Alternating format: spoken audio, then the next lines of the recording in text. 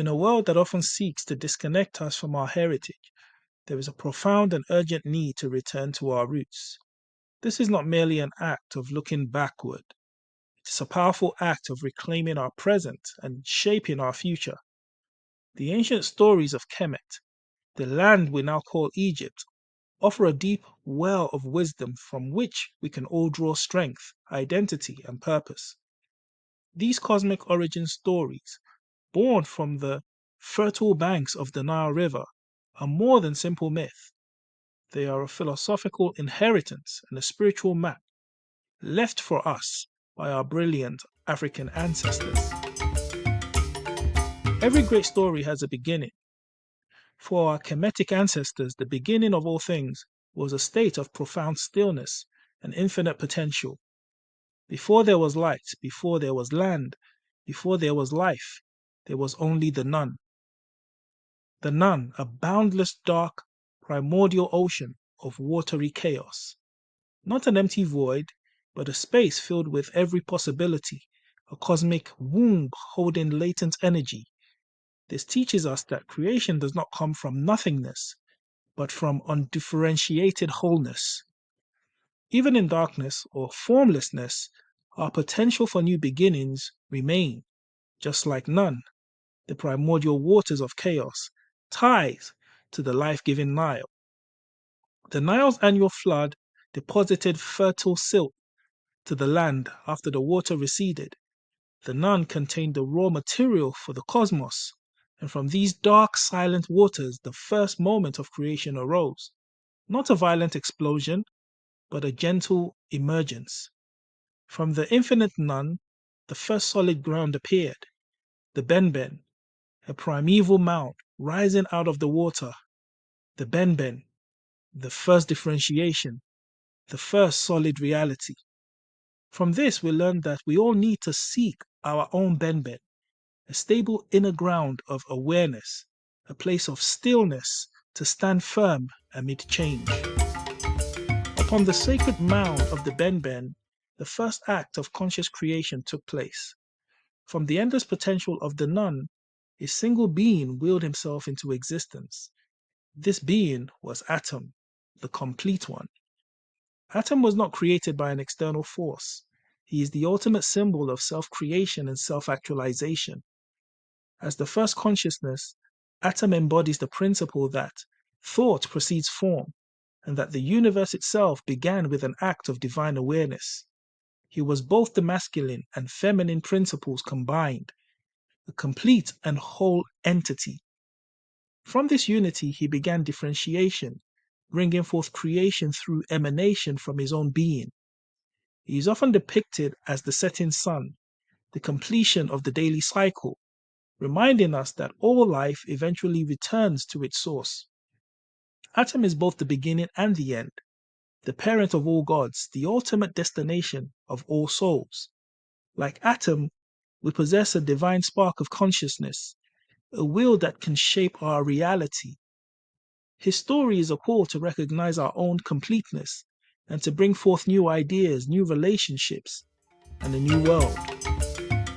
While Atum represents the initial moment of creation, the god Ra embodies the sustaining power of that creation, the sun. Ra, often merged with Atum as Atum Ra, sails across the sky each day in his sacred boat, bringing light, warmth, and life to the world.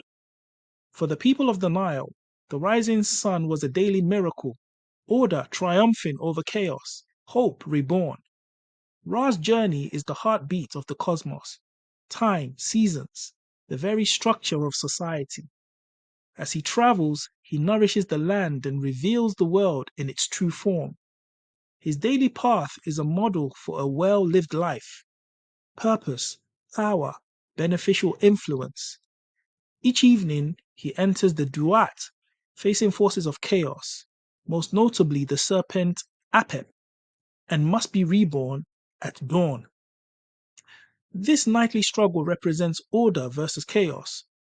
Ra's victory symbolizes resilience, renewal, and the triumph of light.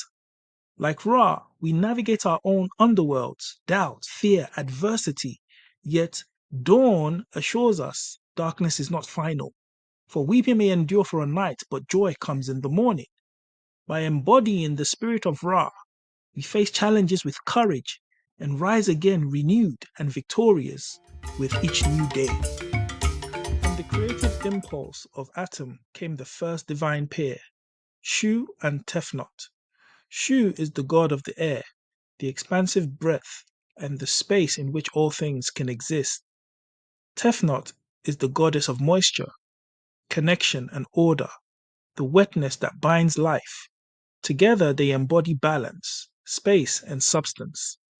In one myth, Tefnut leaves Kemet for Nubia, and the land becomes barren, showing the necessity of relational order. Shu persuades her to return, and festivals are held to celebrate the restoration of balance and prosperity. From Shu and Tefnut came Geb and Nut, earth and sky, once tightly embraced. Their father Shu lifted the sky from the earth, an act of creation, making space where life could thrive. This divine family forms the architecture of reality. Geb the ground, Nut the heavens, Shu the air, and Tefnut the order in moisture. Their stories teach us to see the divine in the world around us and to recognize that we live within a sacred cosmic structure held in the loving, albeit separated embrace of earth and sky. From the union of Geb and Nut, the next generation of deities was born, bringing the divine drama closer to the human experience.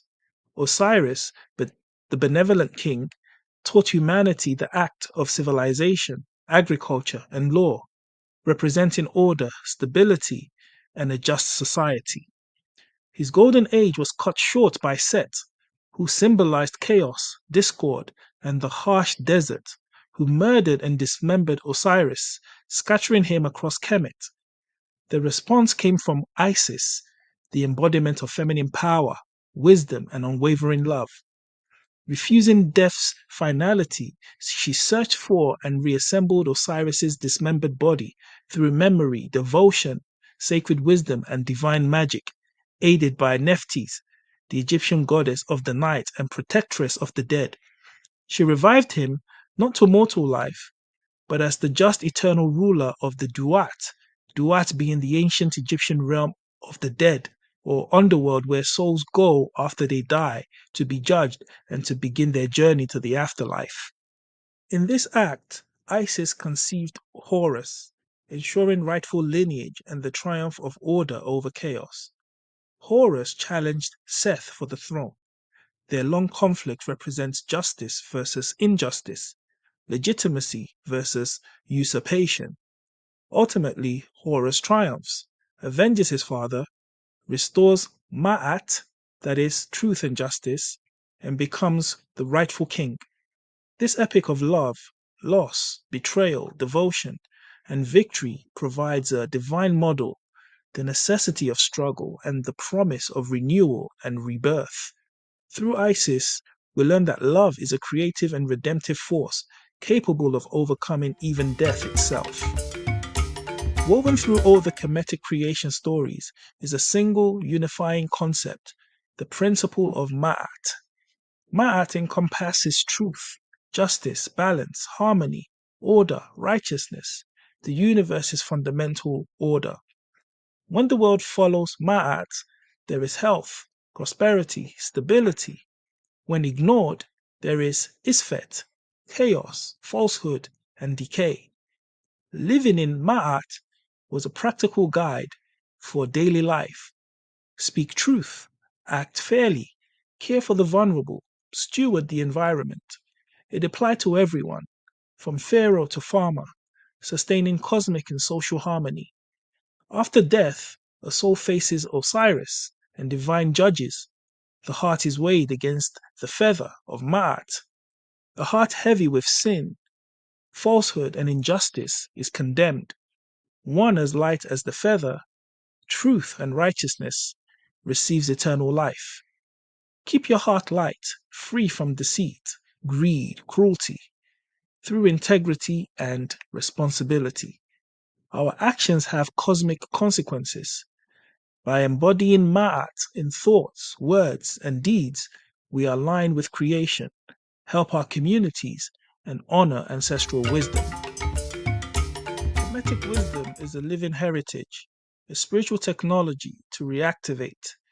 For the African diaspora, reconnection is Sankofa, reaching back to move forward. Learn and tell the narratives of Atum, Ra, Isis, Osiris with your children, your family, your community. Speak their names.